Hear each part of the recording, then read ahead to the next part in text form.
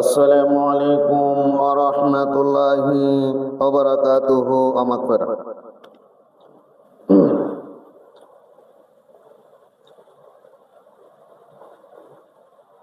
আসসালাতু ওয়াসসালামু আলাইকা সাইয়্যিদি ইয়া রাসূলুল্লাহ।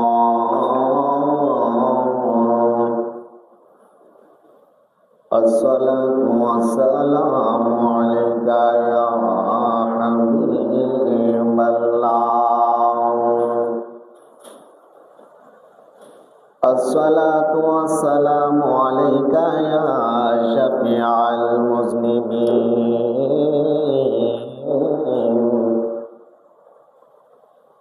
আসসালাতু ওয়াসসালামু আলাইকা ইয়া রাহমাতাল লিল আলামিন। আলহামদুলিল্লাহ আলহামদুলিল্লাহি রাব্বিল আলামিন ওয়াল আকিবাতু লিল মুত্তাকিন ওয়াসসালাতু ওয়াসসালামু আলা নাবিয়্যি সাল্লাল্লাহু আলাইহি ওয়াসাল্লাম ওয়া আলা আলিহি ওয়া আসহাবিহি আজমাইন। মান কানা নাবিয়্যান ওয়া আদামা বাইনাল মা'i ওয়াত-তিন الذي أرسله بالحق بشيرا ونذيرا وداعيا إلى الله بإذنه وسراجا منيرا।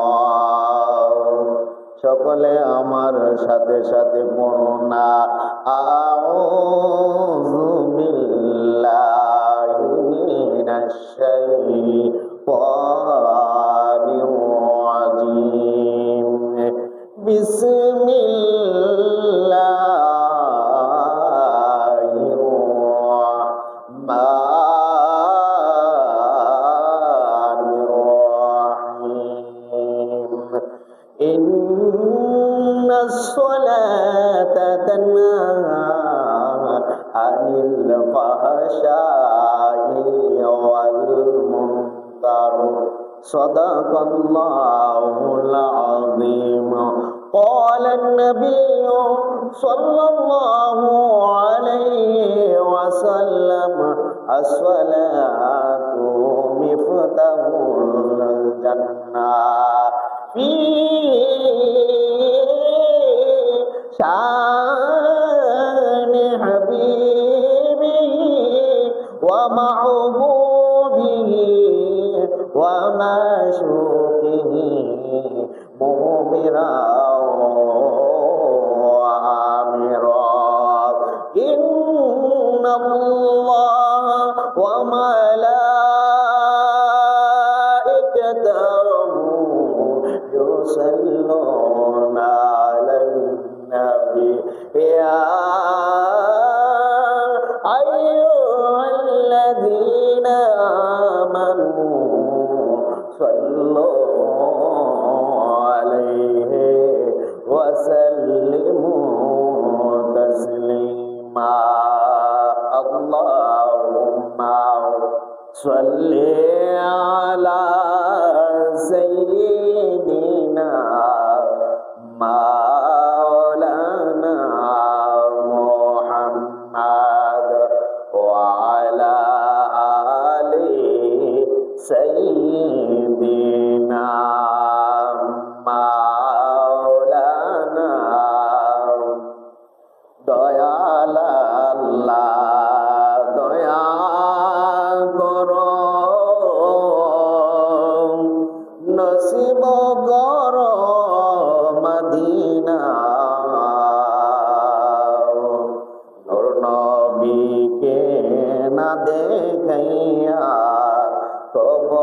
দেশে নিও না আল্লাহুম্মা সাল্লি আলা সাইয়্যিদিনা মাওলানা মুহাম্মদ ওয়া আলা আলি সাইয়্যিদিনা মাওলানা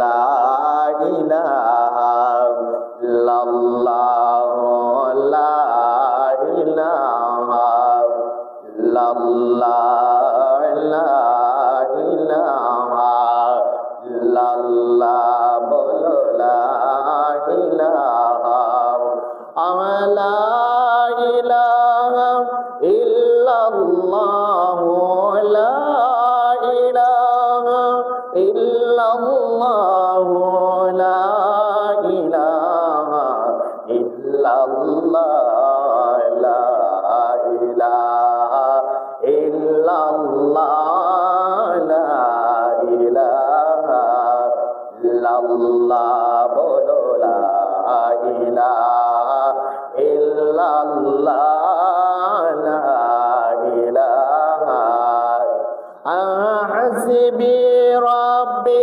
জাল্লাল্লাহ বলুন হাসবি রাব্বি জাল্লাল্লাহ মা ফি কলবি গায়রুল্লাহ নূর মুহাম্মদ সাল্লাল্লাহু লা ইলাহা ইল্লাল্লাহ বলুন লা ইলাহা ইল্লাল্লাহ লা ইলাহা আদম হাওয়া বানাইয়া জান্নাতে দিলাই পাঠাইয়া আদম হাওয়া বানাইয়া জান্নাতে দিলেন পাঠাইয়া গন্ধম পলকা ওয়ার ফলে গন্ধম খাওয়ার ফল খাওয়ার ফলে এই দুনিয়াতে পাঠাইলা লা ইলাহা ইল্লাল্লাহু লা ইলাহা আলা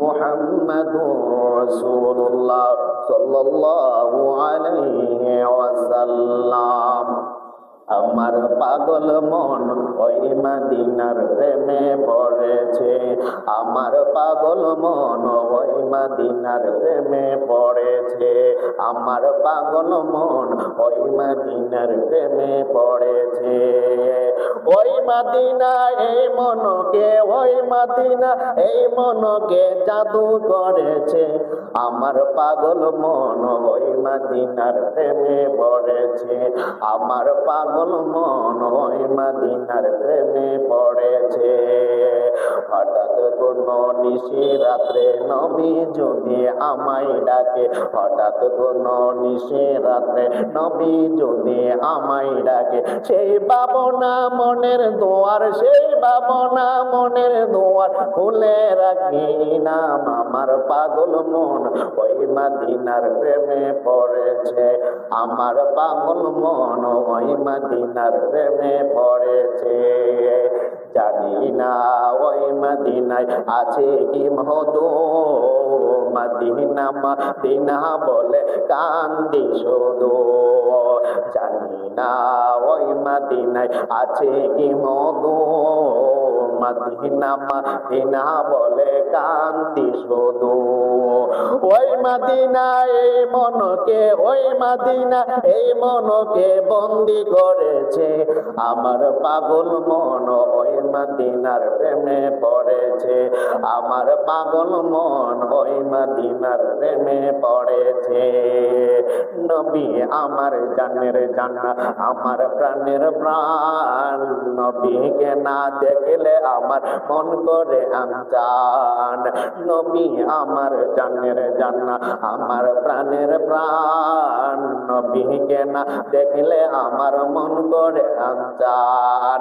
বিশ্ব জগৎ নবীর প্রেমে, বিশ্ব জগৎ নবীর প্রেমে পাগল হয়েছে।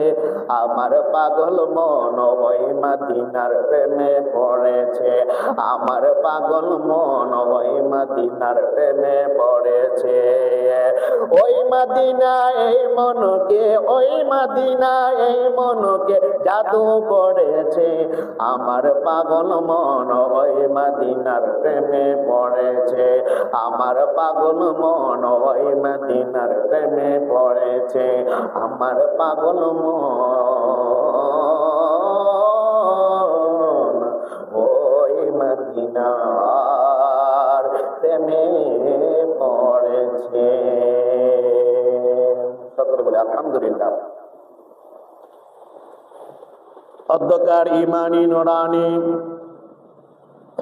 পবিত্র জুমাবার জুমার দিন আমার মুসল্লি বাবাজিরা, বিশেষ করে পর্দার আড়ালের মা ও বোনেরা, আল্লাহ প্রেমিক, রসুল প্রেমিক, অলি প্রেমিক নওজওয়ান যুবক ভাইয়েরা, সকলের প্রতি আবারও আমার সালাম। আসসালামু আলাইকুম ওয়া রাহমাতুল্লাহি ওয়া বারাকাতুহু।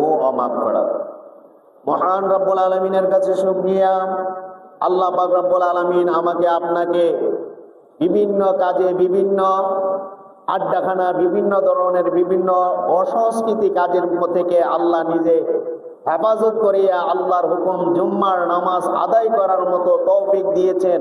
সেজন্য মহান রব্বুল আলামিনের কাছে আমরা শুকরিয়া আদায় করি। সকলে বলে আলহামদুলিল্লাহ। লক্ষ কোটি দুরূদ ও সালাম সেই নবীজির কদম মোবারকে, যিনি হায়াতুন নবী, যিনি জিন্দা নবী, যিনি যার মাথা মোবারক থেকে পা মোবারক পর্যন্ত আল্লাহ পাক রব্বুল আলামিন নূর দ্বারা সৃষ্টি করিয়া এই পৃথিবীর মধ্যে প্রেরণ করেছেন। সেই দয়াল নবীজির উম্মত হতে আল্লাহ আমাদেরকে, আপনাকে সকলকে কবুল করেছেন। সেজন্য মহান রব্বুল আলামিনের কাছে আবারও শুকরিয়া আদায় করি। সকলে বলে আলহামদুলিল্লাহ। আমার বাবাজিরা, আজকে জুমাবার জুমার দিন। এই দিনটি হলো গরিবের হজের দিন। এই দিনটি গরিবের হজের দিন এবং জুম্মার দিন হলো আনন্দের দিন। জুম্মার দিন হলো হজের দিন। জুম্মার দিন হলো ইবাদতের দিন। জুম্মার দিন হলো আল্লাহ পাক রব্বুল আলামিন দোয়া কবুলের দিন। সুবহানাল্লাহ বলে। এলে জুম্মার দিনের গুরুত্ব অনেক। জুম্মার দিনের গুরুত্ব অনেক, আসলে আমরা বুঝি না। আর যদি বুঝতামই, বুঝেও আমরা অবহেলা করি। আমরা আসতে চাই না। আসি কোন সময়? ইমাম সাহেব যখন খুতবা দিবে মুহূর্তের মধ্যে, সানি আজম যখন দিবে মুহূর্তের মধ্যে দেখবেন মসজিদ পড়ে যায়। এর আগে এই মসজিদে আসবো আমাদের ভালো লাগে না, ঘরের মধ্যে বসে থাকি। ঘরের মধ্যে বসে হয়তো এই সময়টা কাটায়, কিন্তু আমরা ওই ঘরের মধ্যে না বসে যদি আমরা ওই নিয়ত করে পাঞ্জাবি পরে, পাজামা পরে, টুপি পরে, ওই হজের নিয়ত করে যখন ঘর থেকে বাহির হয় আর বাহির হব, তখন আল্লাহ পাক রব্বুল আলামিন তার আমল নামার মধ্যে একটা হজের সওয়াব লিখে দিবেন। বলেন না সুবহানাল্লাহ। কারণ আমার নবীজির কথা তো মিথ্যা নয়, ঠিক না? আমার নবীজির কথা মিথ্যা? আমার নবীজির কথা মিথ্যা নয়।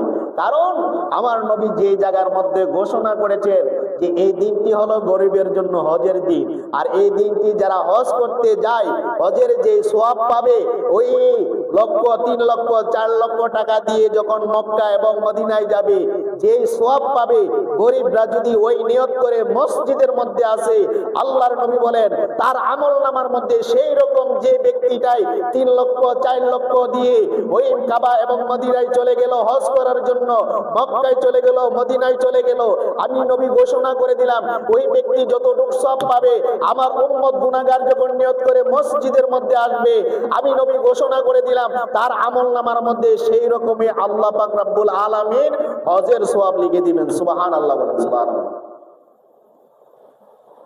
নালে গরিবরাই মক্কা মদিনায় হয়তো ভাগ্য নাই, টাকা নাই, করি নাই, মক্কা বানায় নিতে হবে, ঠিক কিনা আমার বাবারা? এই মসজিদটাই মদিনা বানায় নিতে হবে। মসজিদে বসে আছেন, আপনার দেহ পড়ে রইল মসজিদে, মন পড়ে রইল কোথায়? মদিনায়।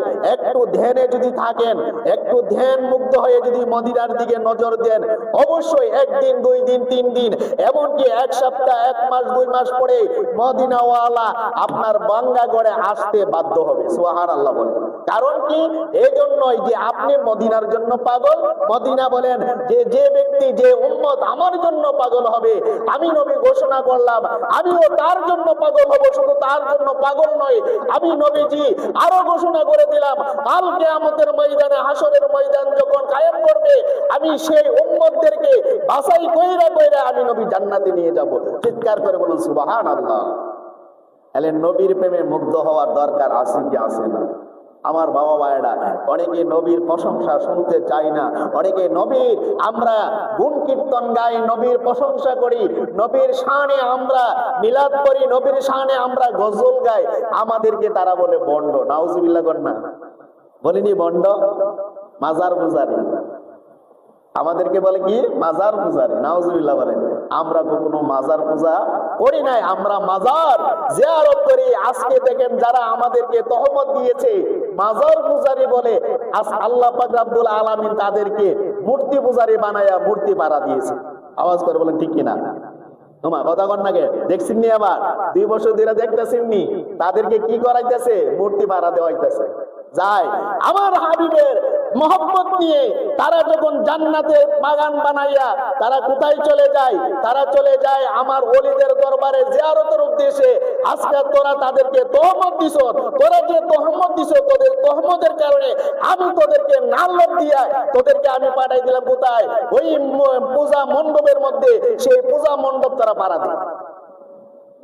পূজা মণ্ডপ কেনা পাড়া দেয়? শয়তানে। কেনা পাড়া দেয়? শয়তানে। নাইলে শয়তান রে আল্লাহ কি নাল্লত দিছিনি? ইবলিশ বলে। উনি কিন্তু একজন ফেরেশতা ছিল, এটা আপনারা জানেননি? উনি কিন্তু একজন ফেরেশতা ছিল।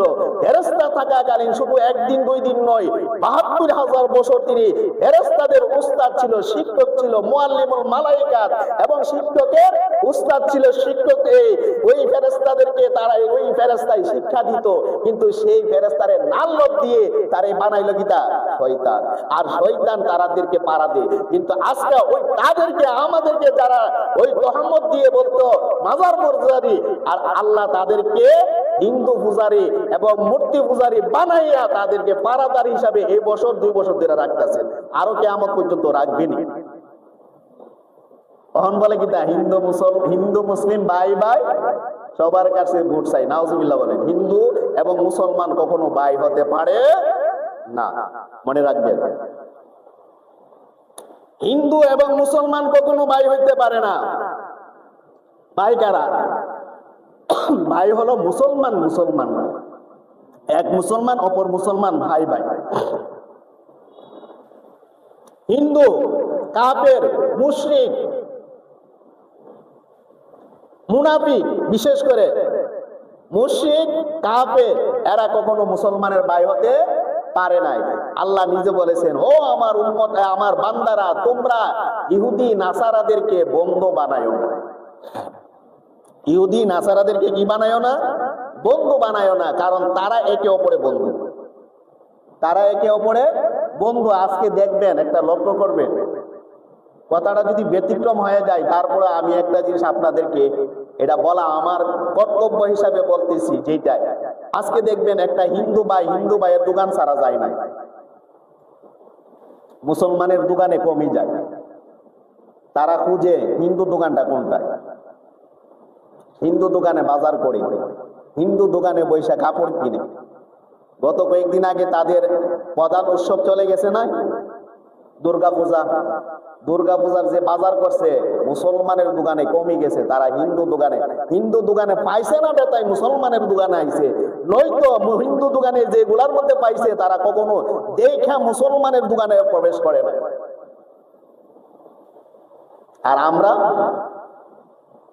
কত সুন্দর হিন্দু মুসলিম ভাই ভাই সবার কাছে ভোট চাই, যেন আমি সংসদে যেতে চাই। আরে সংসদে নেওয়ার মালিক কে? আল্লাহ। বলেন না, সংসদে নেওয়ার মালিক কে? আল্লাহ এই চেয়ারে বসার মালিক কে? আল্লাহ। আপনি যতই টানাটানি করেন না কেন, আপনি এই চেয়ারে বসতে চাইলেও আল্লাহ যদি আপনাকে পছন্দ না করে সেই চেয়ারে বসতে পারবেন না। আর আল্লাহ যদি পছন্দ করেন বসতে পারবে, হিন্দুরেও বসাইতে পারে, ঠিক কিনা? আল্লাহ পছন্দ করলে। আর আল্লাহ যদি পছন্দ না করেন হিন্দুরেও বসাইতে পারবেন না, মুসলমান তো তোমরা দূরের কথাই। যতই কিছু করো না, তবে আল্লাহকে খুশি করো। আল্লাহ খুশি করলে আল্লাহ তোমাদেরকে খুশি করাইবে। ফাজকুরুনি আযকুরুকুম। আয় বান্দা, তোমরা আমাকে স্মরণ করো, আমি তোমাদেরকে স্মরণ করব। আসুন আমার বন্ধুরা, আল্লাহ পাক রব্বুল আলামিন কোরআনের মধ্যে বলেন, আল্লাহকে স্মরণ করার একমাত্র পন্থা হলো, আল্লাহ নিজে বলেন নামাজের মাধ্যমে আমাকে স্মরণ করতে হবে। এই কিসের মাধ্যমে? নামাজের মাধ্যমে। মূর্তি পূজার কাছে গিয়া চাইলে কাম হবে না। ও মুসলমান জাতি, তোমরা কি বুঝো নাই? তোমরা বুঝা কেন বলো মুসলমান হইয়াই? তোমরা ওই পূজা মণ্ডপে গিয়া কেন বলো তাদের কাছে মঙ্গল কামনা করো? তুমি তো জানো তারা মঙ্গল কিছু করতে পারবে না, তারা হলো মাটির একটা মূর্তি, ঠিক কিনা? সেই মূর্তির কাছে গিয়া বলো তুমি মঙ্গল কামনা করো, তুমি মুসলমান হইয়া, তুমি আলেম হইয়া, তুমি মূর্খ নয়, তোমার মধ্যে টুপি আছে, তোমার মাথার মধ্যে টুপি আছে, দাড়ি আছে, পাঞ্জাবি আছে, তুমি একজন মুসলমান, তুমি একজন আলিম। আলিম হইয়া ওই দরবারে গিয়া, ওই মূর্তি পূজার দরবারে গিয়া তুমি কিভাবে বলো তোমাদের আমাদের সকলের দেশের মঙ্গল কামনা করা? না না না না না, আমার তোমার কেউ মঙ্গল কামনা এই মূর্তির কাছে করলে হবে না। আমরা মঙ্গল কামনা করতে হবে কার কাছে? একমাত্র আল্লাহর কাছে, ঠিক কিনা? ঠিক কিনা? আজকে গজব বাংলাদেশে একটার পর একটা কেন হচ্ছে? কালকা দেখছেন চট্টগ্রামে আগুন লাগছে, দেখছেন নি আপনারা? তোমার কথা কন না কেন? দেখছেন নি? 20টা ইউনিট লাগাইয়া, দমকল লাগাইয়া আগুন নিয়ন্ত্রণ করতে পারে নাই। 10 ঘন্টা হয়েছে আগুন নিয়ন্ত্রণ করতে পারে নাই। আগুন যে জায়গার মধ্যে পানি দিয়ে সেই জায়গার মধ্যে আরো জ্বলা উঠে। কয়টা লাগাইছে? 20টা দমকল ইউনিট লাগাইয়া আগুন নিয়ন্ত্রণ করতে পারে না, তারা ব্যর্থ হয়ে গেছে। পরে আমাদের দ্বারা সম্ভব হবে না। এই আমাদের দ্বারা সম্ভব হবে না। কেন? এই গজব দিচ্ছি। দেশের মধ্যে আগুন লাগা হইলো গজব, পাপের।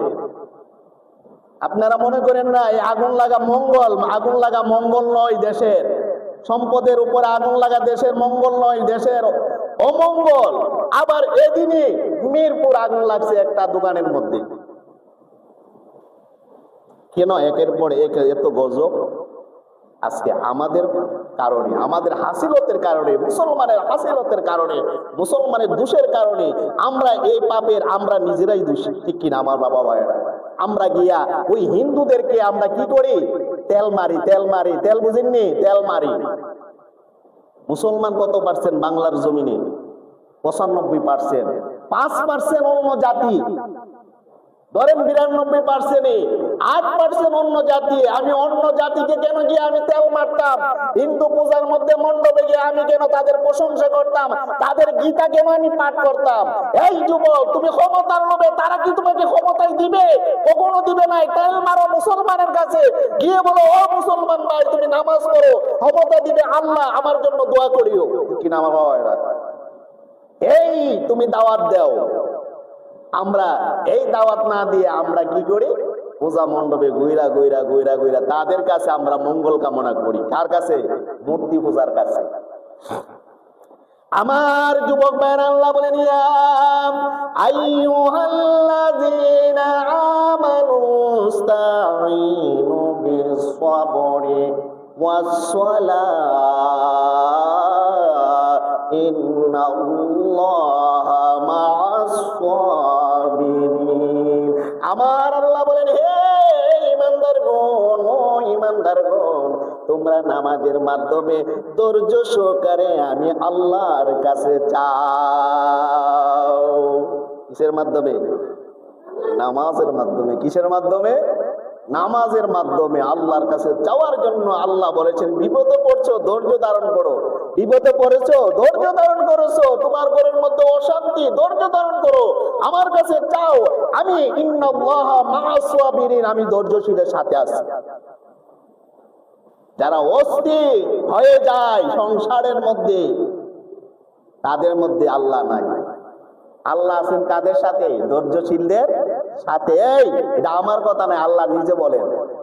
আমি জুবাইর তাহিরের মুখের জবানের কথা নয়, আর যে কথাগুলা বলতেছে আমার জবান দিয়ে আসতেছে, আল্লাহর কালামের কথাগুলাই আমি আপনাদের মাঝে বলতেছি, আল্লাহর কথাগুলাই আপনাদের মাঝে বলতেছি। আল উলামা ওয়ারাসাতুল আম্বিয়া, আলিম উলামা হলো নবীর উত্তরসূরি। এখন নবী নাই, নবীদের দরজা বন্ধ হয়ে গেছে। আজকে যে শিরকের কাজগুলা তোমরা করতেছো, তোমরা যে বড় বেদাতের কাজগুলা করতেছো, তাদের কাছে ইসলামের দাওয়াত দিতাই। যে দয়াল নবীজি এই 63 বছর জীবনে ইসলামের জন্য ইহুদিদের সাথে যুদ্ধ ঘোষণা করেছেন এবং বেদুইনদের সাথে যুদ্ধ ঘোষণা করছেন, কাফেরদের সাথে যুদ্ধ ঘোষণা করেছেন, এমনকি দয়াল নবীজির দাঁত মুবারক পর্যন্ত এই বাংলার এই বিশ্বের জমিনের মধ্যে শহীদ করেছেন। আওয়াজ করে বলুন ঠিক কিনা? উহুদের ময়দানে দাঁত মুবারক শহীদ করছেন কিনা? কিসের জন্য? ইসলামের জন্য। কিসের জন্য? যে দয়াল নবীজির শরীরের মধ্যে একটা মশা বসে নাই এবং মশা বসতে সাহস পাই নাই, একটা পিপিলিকা শরীরে উঠতে সাহস পাই নাই, সেই দয়াল নবীজির দাঁত মুবারক উহুদের ময়দানে শহীদ করেছেন একমাত্র ইসলামের জন্য। আওয়াজ করে বলুন ঠিক কিনা? এলে কাফেরদের সাথে তুমি গিয়ে ইসলামের দাওয়াত দিতা, ইহুদিদের সাথে তুমি ইসলামের দাওয়াত দিতা। নবী শাম দেশে পাঠাইছে, না আমার সাহাবারা যাও, আমার চিঠি নিয়ে এমন বাদশার কাছে চলে যাও।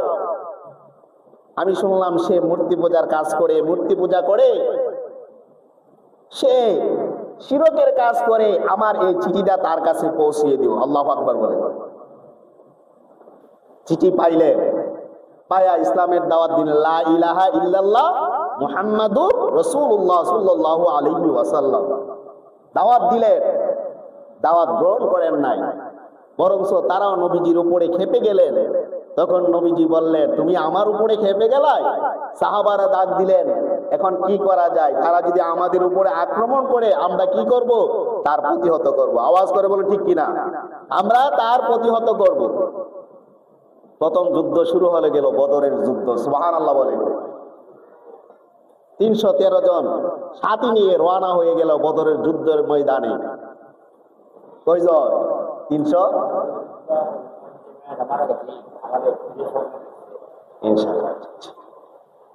313 জন। কয়জন?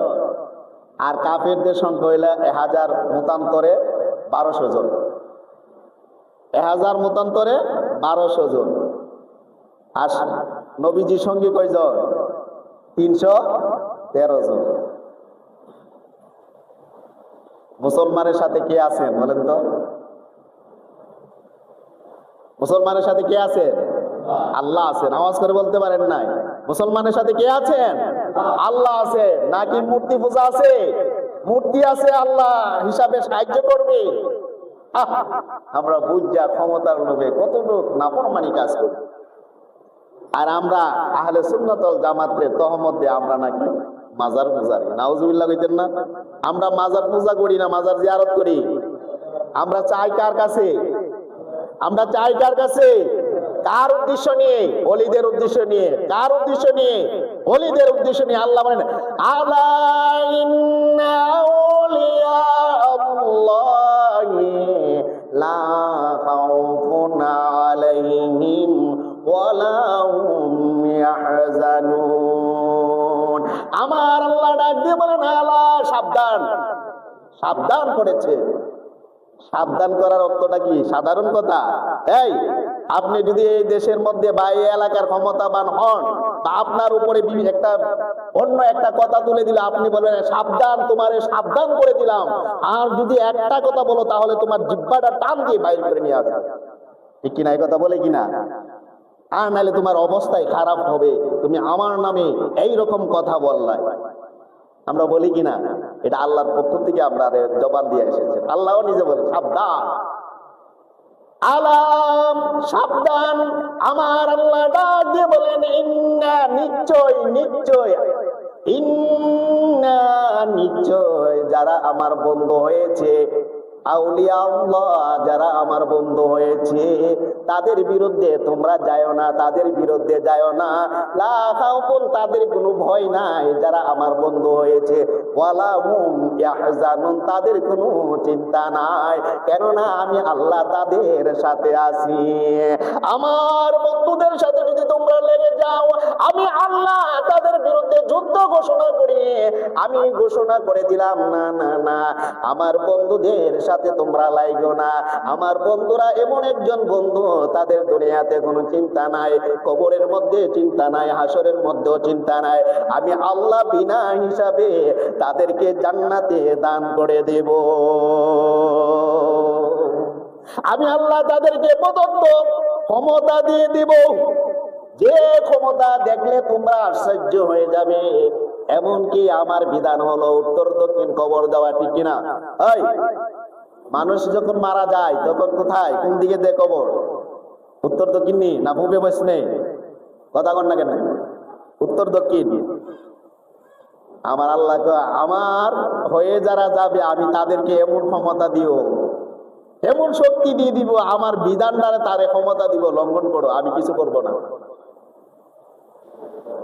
আমার কথা কন না কেন? যেমন একটা কথা মনে রাখবেন, যার শিক্ষক উস্তাদ, যিনি উস্তাদ যদি সঠিক থাকে, দেখা গেল গ্রামবাসী বা কিছু মানুষ আইয়া উস্তাদের উপর আক্রমণ করলো, আক্রমণ করার ফলে ছাত্র বলল যে দেখতেছে উস্তাদের উপর আক্রমণ করলো, উস্তাদ থেকে খবর নিল ঘটনাটা কি স্যার?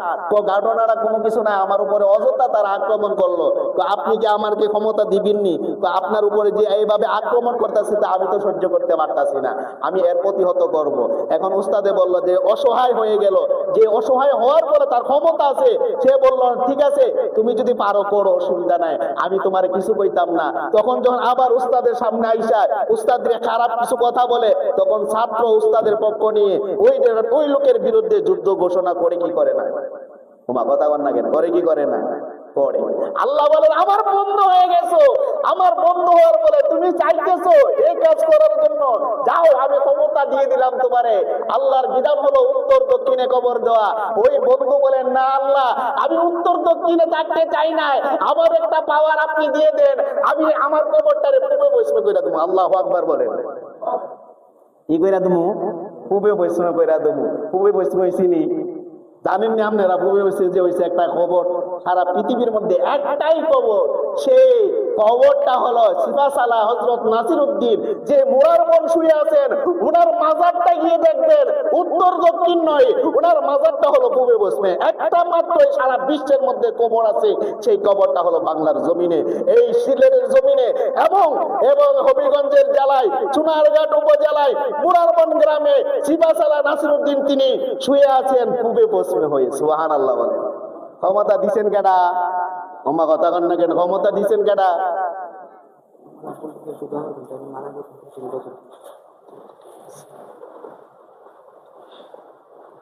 ক্ষমতা দিছেন কেডায়?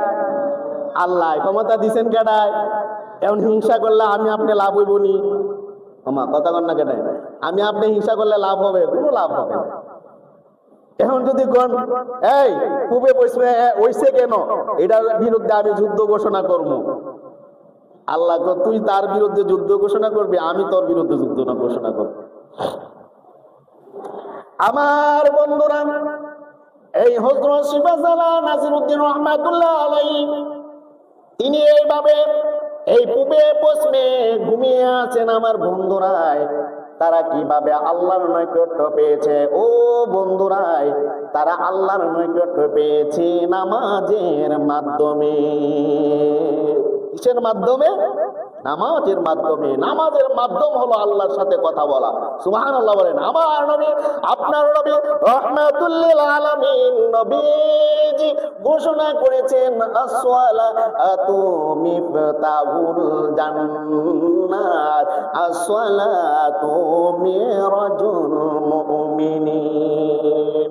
আমার নবী, আপনার নবী রাহমাতুল লিল আলামিন নবীজি ঘোষণা করেছেন, ও উম্মত উম্মত রে, উম্মত নামাজ হলো জান্নাতের চাবি। আবার নামাজ হলো মেরাজ। মেরাজ আল্লাহর সাথে কথা বলার মাধ্যম হলো নামাজ। হযরত বাইজিদ বোস্তামি আল্লাহর সাথে কথা বলেছেন, হযরত রাবিয়া বসরি আল্লাহর সাথে কথা বলেছেন, হাসান বসরি আল্লাহর সাথে কথা বলেছেন যে আমার বাবা ভাইয়েরা নামাজের মাধ্যমে সিজদায় যখন পড়ে যাইতেন 1 ঘন্টা 2 ঘন্টা নয়, সারা রাত্র চলে যেত তারা সিজদার মধ্যে পড়ে, তাদের মাথাটা উঠাইতেন না, একমাত্র আল্লাহর সাথে সারাক্ষণ সারা রাত কথা বলতেন। কিসের মাধ্যমে? নামাজ মাধ্যমে। আমার আল্লাহ বলেন, ইন্নাস সালাতা তানহা আনিল ফাহশাই ওয়াল মুনকার। নামাজ হলো এই নামাজের মাধ্যমে তোমার খারাপ কাজ, তোমার চরিত্রকে পরিবর্তন করে দিবে। নামাজ অশ্লীল কাজ থেকে তোমাকে বিরত রাখবে। নামাজ তোমাকে অসামাজিক কাজ থেকে আল্লাহ পাক রব্বুল আলামিন তোমাকে ফিরাইয়া রাখবেন। এখন বলতে পারেন, ও তাহির হুজুর, দেখলাম অনেকে নামাজ পড়ে ঘুষ খায়, খায় কিনা? নামাজ পড়ে সুদ খায়, নামাজ পড়ে অশালীন কাজ করে, নামাজ পড়ে মিথ্যা কথা বলে। এইরকম নামাজ পড়া যদি আল্লাহকে খুশি করতে চাও, আল্লাহ বলেন এই নামাজে আমি তোমাকে খারাপ কাজ থেকে বিরত রাখবো না। আমাকে ভয় করিয়া এই নামাজ পড়তে হবে। আমি নামাজ তোমাদেরকে বিধান করে দিয়েছি নামাজ কায়েম করার জন্য। ও বন্ধুরা, তোমরা যদি নামাজ পড়ো আমাকে ভয় করিয়া নামাজ পড়বে। এই জন্য আমার নবী, আপনার নবী রাহমাতুল লিল আলামিন নবীজি বলেছেন, ও উম্মত উম্মত রে উম্মত, তোমরা আল্লাহকে ভয় করিয়া নামাজ পড়ো। আল্লাহকে ভয় করে যদি নামাজ পড়ো, নামাজ হয়ে যাবে মেরাজ, নামাজ হয়ে যাবে জান্নাতের চাবি। আর আল্লাহকে যদি ভয় করিয়া নামাজ না পড়ো, নামাজ কখনো মেরাজ কায়েম করতে পারবাই না, নামাজ কখনো জান্নাতের চাবি তুমি অর্জন করতে পারবাই না। যারা নামাজ পড়ে এই সুদ মুক্ত জীবন পরিবর্তন করে, নামাজ পড়িয়া তার চরিত্রকে পরিবর্তন করে, নামাজ পড়া ঘুষ খাই নাই, নামাজ পড়া কোনো কিছু করে নাই, খারাপ কাজ করে নাই, তার সংসারের মধ্যে দেখবেন অভাব থাকবে। যারা আল্লাহ ওয়ালা, যারা প্রকৃত মুমিন ওয়ালা, তাদের সমাজের মধ্যে তাদের এমন অবস্থা থাকে, তারা গরিব থাকে, তারা ধনী হয় নাই। আপনি বলতে পারেন, হুজুর তারা আল্লাহকে খুশি করার জন্য তারা 5 ওয়াক্ত নামাজ পড়ে, সমাজের মধ্যে তারা গরিব কেন হয়, তাদের কেন সচ্ছ থাকে না? আমার আল্লাহ বলেন, ও দুনিয়ার মানুষ তোমরা শুনো রে শুনো, ওই মুমিন ব্যক্তি যারা আমি আল্লাহ তাদের জানমাল এবং যা কিছু আছে আমি জান্নাতের বিনিময় ক্রয় করে নিয়েছি। চিৎকার করে বলুন সুবহানাল্লাহ।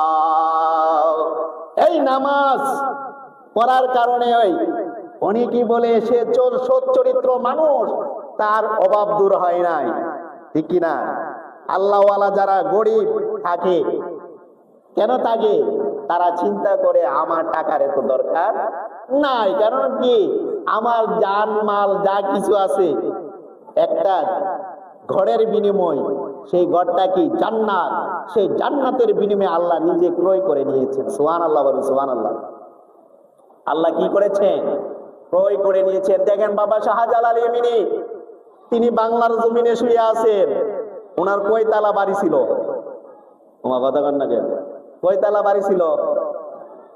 সিফাসালা নাসিরউদ্দিন মুরার বন শুয়ে আছেন, কয়তলা বাড়ি ছিল? বাইজিদ বোস্তামি তিনি শুয়ে আছেন ইরাকের জমিনে, ওনার কয়তলা বাড়ি ছিল?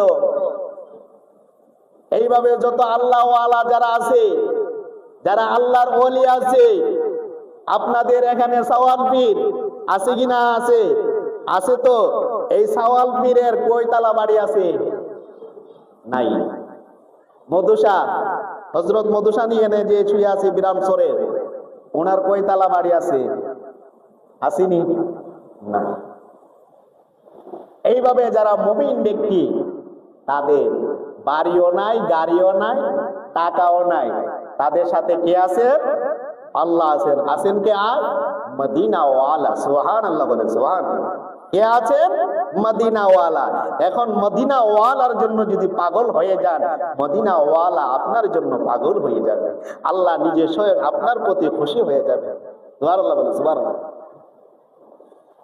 মদিনাওয়ালার জন্য আগে পাগল হন আপনি, আল্লাহর জন্য পাগল হইলে কাম হবে না।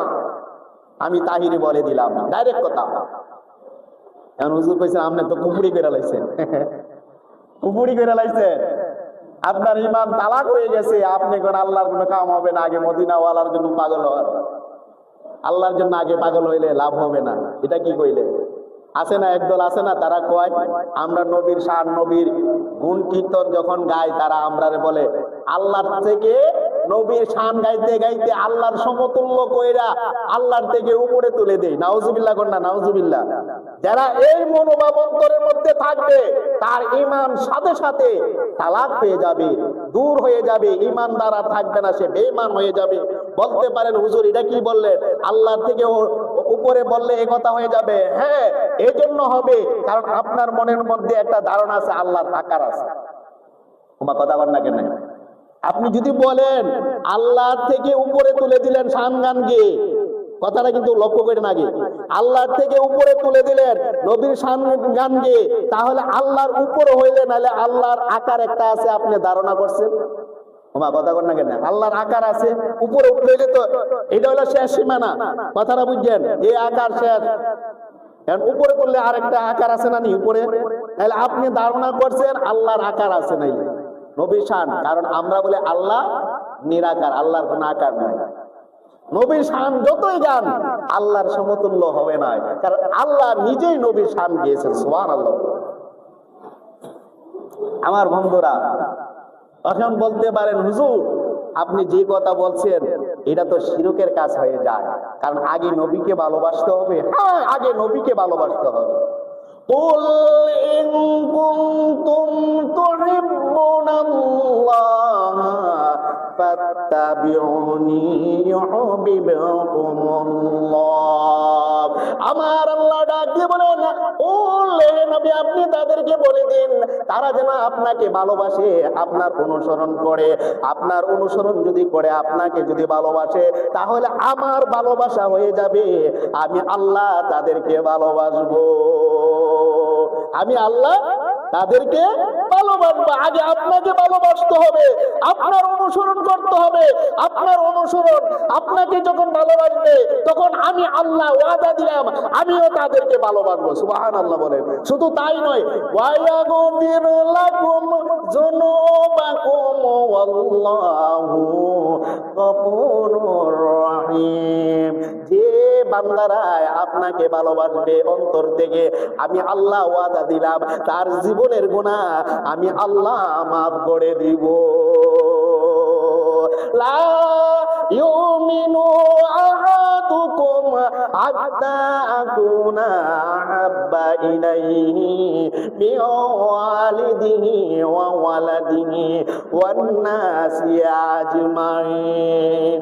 আমার নবী, আপনার নবী রাহমাতুল লিল আলামিন নবীজি ঘোষণা করেন, উম্মত উম্মত উম্মত রে উম্মত, আমাকে ভালোবাসতে হবে সেভাবে তোমার জানের চাইতে আমাকে ভালোবাসতে হবে, তোমার ছেলে মেয়ের চাইতে আমাকে ভালোবাসতে হবে, তোমার পরিবারের চাইতে আমাকে ভালোবাসতে হবে।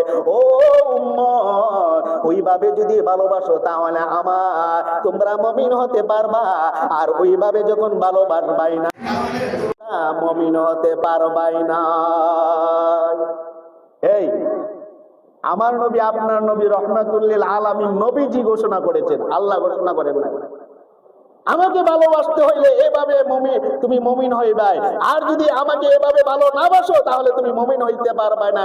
নাইলে মুমিন হওয়ার এক নাম্বার আলামত হইল সেই সর্বপ্রথম নবীকে ভালোবাসতে হবে। আওয়াজ করে বলে ঠিক কিনা আমার বন্ধুরা? হাদিস দ্বারা প্রমাণিত এবং কোরআনের আয়াত দ্বারা প্রমাণিত। আমার আল্লাহ বলেন, আমার নবীকে ভালোবাসলে আমার ভালোবাসা হয়ে যাবে। আমার ভালোবাসা হয়ে গেলে আমি তাদেরকে ভালোবাসবো। শুধু ভালোবাসবো নয়, আমি আল্লাহ ওয়াদা করলাম তার জীবনের গুনাহ আমি আল্লাহ মাফ করে দিব। আমার নবী বলেন, আমাকে ভালোবাসতে হলে তোমার জানের চাইতে ভালোবাসতে হবে। আমাকে ভালোবাসতে হইলে তোমার পরিবার পরিজন যারা আছে তাদের চাইতে ভালোবাসতে হবে। ওইভাবে যদি ভালোবাসো তাহলে তুমি মুমিন হইবা, ওইভাবে যদি ভালো না বাসো তাহলে তুমি মুমিন হইতে পারবা না। কেন বলছেন? নবী বলছেন, আল্লাহ বলছেন আমার হাবিবকে ভালোবাসলে আমার ভালোবাসা হয়ে যাবে, আমি ভালোবাসবো, আমি তার গুনাহ মাফ করব। আমার নবী বলেন আমাকে ভালোবাসলে মুমিন হইতে পারবে, আমাকে ভালো না বাসলে মুমিন হইতে পারবা না। যদি মুমিন না হও তাহলে তুমি কি হইবা? কথা কন না কেন? কাফের। কি? কাফের। মুমিনই তো মুসলমান, আওয়াজ করে বলেন না কেন? মুমিন যারা তারা কিতা? মুমিন না তারা কিতা? কাফের। কথাগুলো বুঝতে হবে। আপনাদের মাথার মধ্যে এমন কিছু আলেম আছে ইনজেকশন দিয়ে দিছে, দেখেন না কয়েকদিন আগে আমার নবীকে সাংবাদিক বলে সম্বোধন করেছে, নাউজুবিল্লাহ বলে, নাউজুবিল্লাহ। আবার একদল আলেম এটার স্বীকার করে নবী সাংবাদিকই ছিলেন, নাউজুবিল্লাহ বলে। নবীর শানে বেয়াদবি করা হয়েছে। নবীর শানে যারা বেয়াদবি করে ঈমান সাথে সাথে তালাক হয়ে যায়, তার বউ পর্যন্ত তালাক হয়ে যায়, তার মুমিন আর থাকে না, সেই ইমানদার থাকে না, সেই বেঈমান হয়ে যায়। বেঈমান যারা কাফের, আর ওই নারীটা তার জন্য এই বক্ষণ করা, তার জন্য এইভাবে এই সহবাস করা বা যা কিছু করা তার জন্য হারাম হয়ে যায় ওই নারীটা। আমি কথাটা কিভাবে বুঝাইতে পারছি? যে কথাটা যে বলছি যে আপনি আমার নবীকে যদি এইরকম কথা বলেন, শানের উপর আঘাত হয়, শানের উপরে যদি আঘাত হয়, ঈমান সাথে সাথে কি হয়? তালাক হয়ে যায়, ঈমান চলে যায়। ঈমান যদি চলে যায়, একটা মুসলমান নারী আপনার জন্য যেটা বিবাহিত নারীটা সেটাকে আপনি ইউজ করতে পারবেন? ওমা কথা কর না কেন? ইউজ করতে পারবেন? তাহলে বউ কি হয়ে যাবে? তালাক হয়ে যাবে। বউকে আর আপনি আপনার বউ হিসাবে গণ্য করতে পারবেন না, কারণ এক মুসলমান অপর মুসলমান নারীকে বিয়ে করবে, ঠিক কিনা? আর সে যখন কাফের হয়ে যাবে, সে কাফের নারীকে বিয়ে করবে, কিন্তু মুসলমান নারীকে সে বিয়ে করতে পারবে না। মনে রাখবেন, কথাগুলো বুঝতে হবে। আল্লাহ যেন সেভাবে বুঝা এবং আমল করার মতো তৌফিক দান করেন। বিশেষ করে আমরা যেন 5 ওয়াক্ত নামাজ পড়ি, আমরা যেন 5 ওয়াক্ত নামাজ পড়ি। কাকে বই করে? আল্লাহকে বই করে। আল্লাহকে যারা ভয় করে নামাজ পড়বে তারা কখনো সুদ খাইতে পারবে নাই। আল্লাহকে যারা ভয় করে নামাজ পড়বে তারা কখনো নারী কেলেঙ্কারি করতে পারবে নাই। আল্লাহকে যারা ভয় করে নামাজ পড়বে তারা কখনো কোনো খারাপ কাজ করতে পারবে নাই। আল্লাহকে যারা ভয় করে নামাজ পড়ে তারা কখনো ঘুষ খাইতে পারবে না।